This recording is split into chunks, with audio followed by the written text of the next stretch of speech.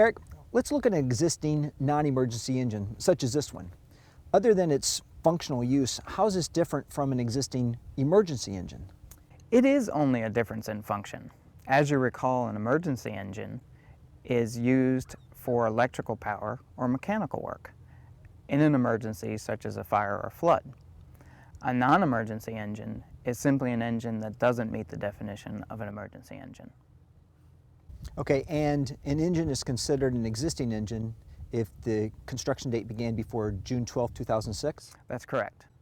So let's talk about emission standards for existing non-emergency engines. Okay, first of all, the standards are based on the engine's horsepower and engine type, such as spark ignition or compression ignition. Let's first talk about the compression ignition. For compression ignition engines with a site rating of less than or equal to 300 horsepower, the owner must change the oil and filter and inspect the air cleaner every 1,000 hours of operation, or annually, and inspect the hoses and belts every 500 hours or annually. For compression ignition between 300 and 500 horsepower, the owner must meet an emission standard of 49 parts per million of carbon monoxide or achieve a 70% carbon monoxide reduction.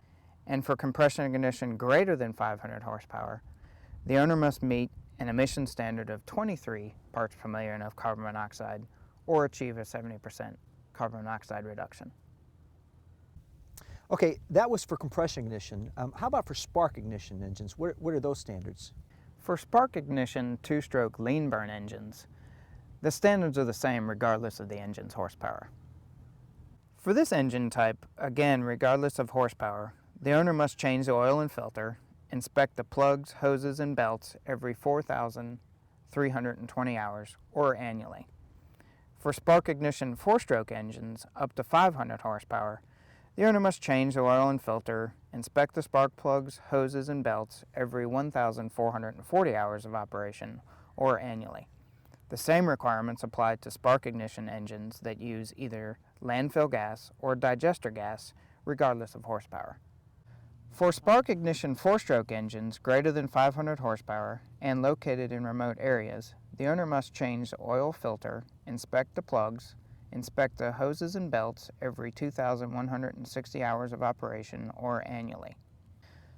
For spark ignition four-stroke engines in non-remote areas that are used more than 24 hours a year, the owner must either install an oxidation catalyst if the engine is a four-stroke lean burn, or if the engine is a four-stroke rich burn, the owner must install a non-selective catalytic reduction unit.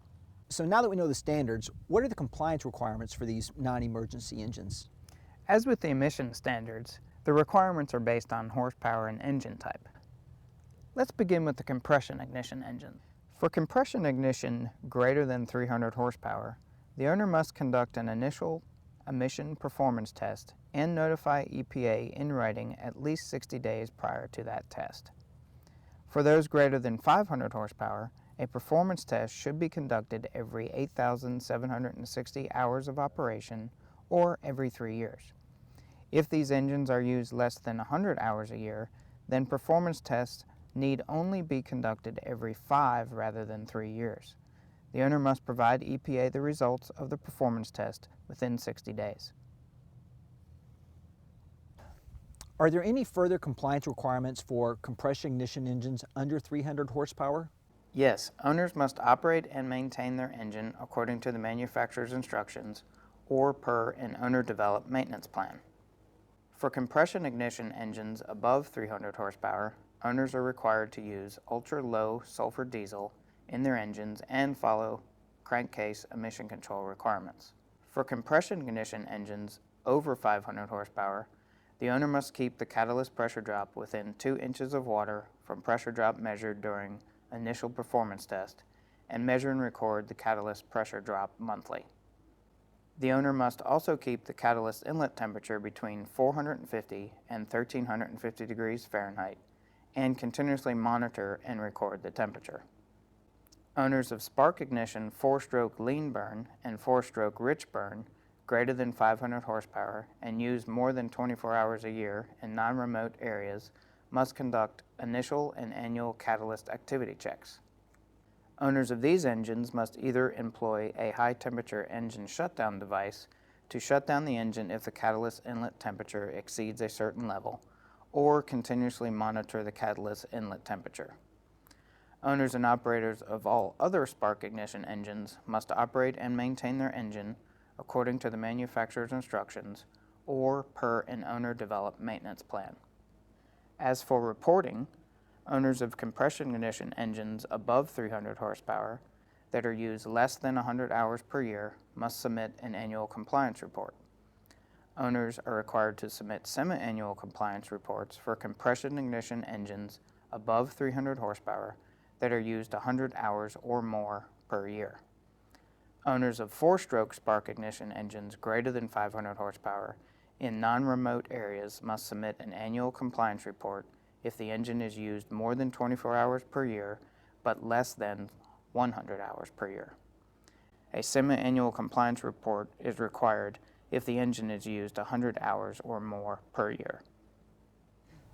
And when are these reports due?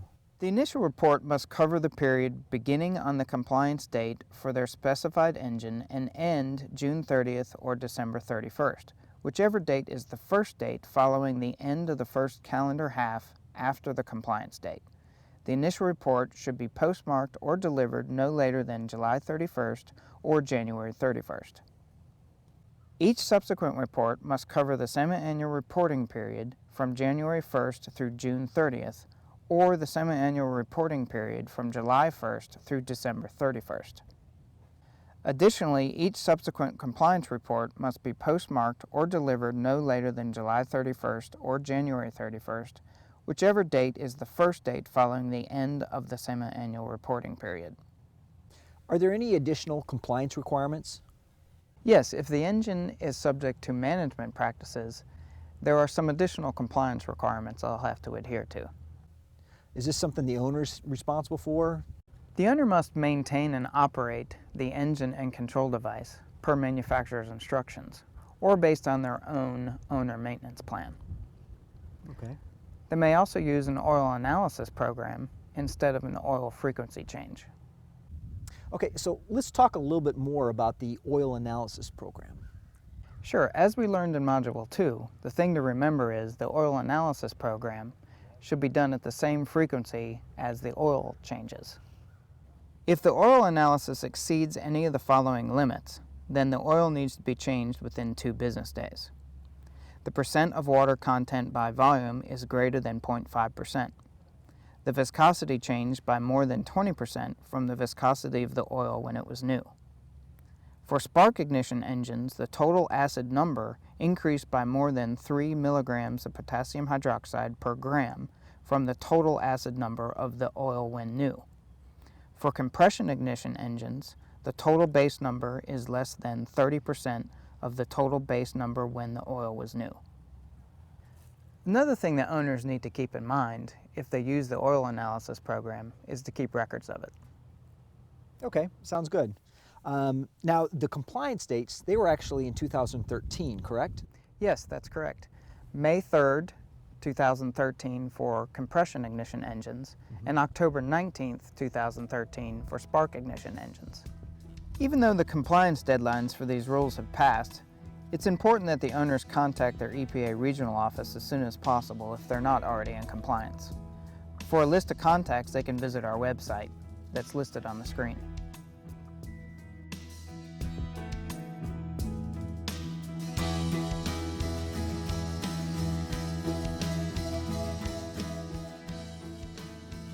Eric, thank you so much for sitting down and talking to us about the air quality regulations for these existing non-emergency engines. You're welcome.